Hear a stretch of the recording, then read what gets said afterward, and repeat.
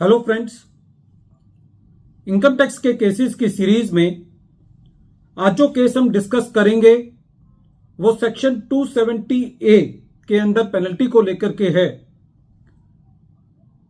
इस केस के अंदर जो इशू था वो ये था कि यदि एसएससी ने गलती से पूरे साल का डेप्रिसिएशन क्लेम कर लिया है जबकि उसको खाली आधे साल का डेप्रिसिएशन क्लेम करना चाहिए था, क्योंकि एसएससी ने जो असेट था वो 180 दिन से कम यूज किया था और असेसिंग ऑफिसर इस चीज को अपनी असेसमेंट प्रोसीडिंग्स के अंदर ले आता है और एसएससी उस पर टैक्स भी दे देता है।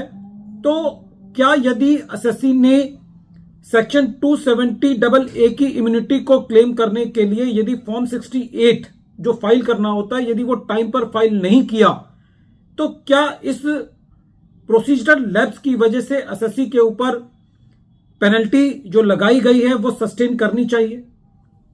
यही इशू जोधपुर आईटीआईटी के सामने एक केस पूनम कन्वर भट्टी वर्सेस इनकम टैक्स ऑफिसर के केस में सामने आया और यह case 113 ITR tribunal page number 750 पर रिपोर्ट हुआ।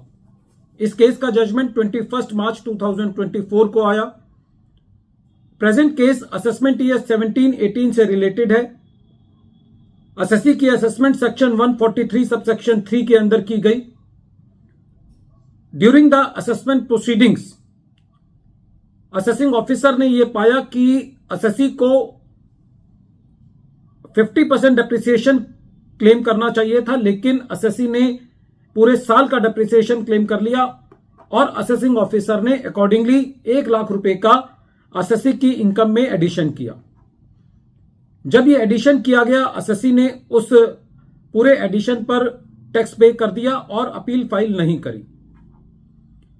सेक्शन 270 ए जो कि इम्यूनिटी टू पेनल्टी की बात करता है वो ये कहता है कि यदि एसएससी पूरा टैक्स पे कर देता है और एसएससी का केस मिस रिपोर्टिंग के दायरे में नहीं आता, अंडर रिपोर्टिंग के दायरे में आता है, तो एसएससी पेनल्टी से बच सकता है यदि एसएससी फॉर्म 68 रूल 129 के अंदर फाइल कर देता है विद इन 30 डेज। क्योंकि एसएससी ने प्रेजेंट केस में फॉर्म फाइल नहीं किया था तो असेसिंग ऑफिसर ने एसएससी को शोकोज नोटिस इशू किया पेनल्टी के लिए और यह कहा कि जो एसएससी ने गलत डेप्रिसिएशन क्लेम किया है वो मिस रिपोर्टिंग ऑफ इनकम है। एसएससी किसी वजह से उस शोकोज नोटिस का जवाब नहीं दे पाया और असेसिंग ऑफिसर ने अकॉर्डिंगली पेनल्टी को इंपोज कर दिया। जब यह मैटर सीआईटी अपील के पास गया तो सीआईटी अपील ने भी असेसिंग ऑफिसर के पेनल्टी ऑर्डर को कंफर्म कर दिया। एसएससी ट्रिब्यूनल गया और जब एसएससी ट्रिब्यूनल गया तो एसएससी अपना फॉर्म 68 जो कि रूल 129 के मुताबिक फाइल करना था वो एसएससी ने फाइल कर दिया था, लेकिन यह फॉर्म लेट फाइल किया।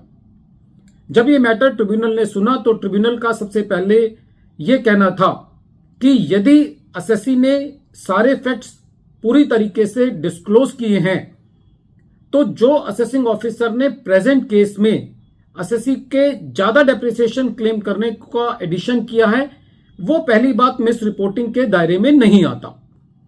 दूसरा, ट्रिब्यूनल का यह कहना था कि जो सीआईटी अपील है उसने असेसमेंट प्रोसीडिंग्स और पेनल्टी प्रोसीडिंग्स को डिस्टिंग्विश नहीं किया।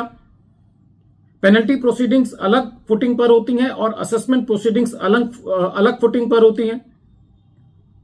ट्रिब्यूनल का यह भी कहना था कि जो फॉर्म 68 को लेट फाइल किया गया है वो एसएससी के पार्ट पे एक प्रोसीजरल लैप्स है, एक सब्सटेंटिव फेलियर नहीं है। ट्रिब्यूनल का यह भी कहना था कि प्रेजेंट फैक्ट्स एंड सर्कमस्टांसेस में एसएससी को सब्सटेंटिव लॉ का बेनिफिट दिया जाना चाहिए। ट्रिब्यूनल ने यह कहा कि एसएससी के पार्ट पे मिस रिपोर्टिंग का एलिगेशन लगाने के लिए जरूरी है कि असेसिंग ऑफिसर एसएससी के पार्ट पर मेंसरिया को साबित करे। प्रेजेंट फैक्ट्स एंड सर्कमस्टांसेस के अंदर यह बात कही जा सकती है कि जहां पर विलफुल डिफॉल्ट होता है वहीं पर मिस रिपोर्टिंग का चार्ज लगाया जा सकता है।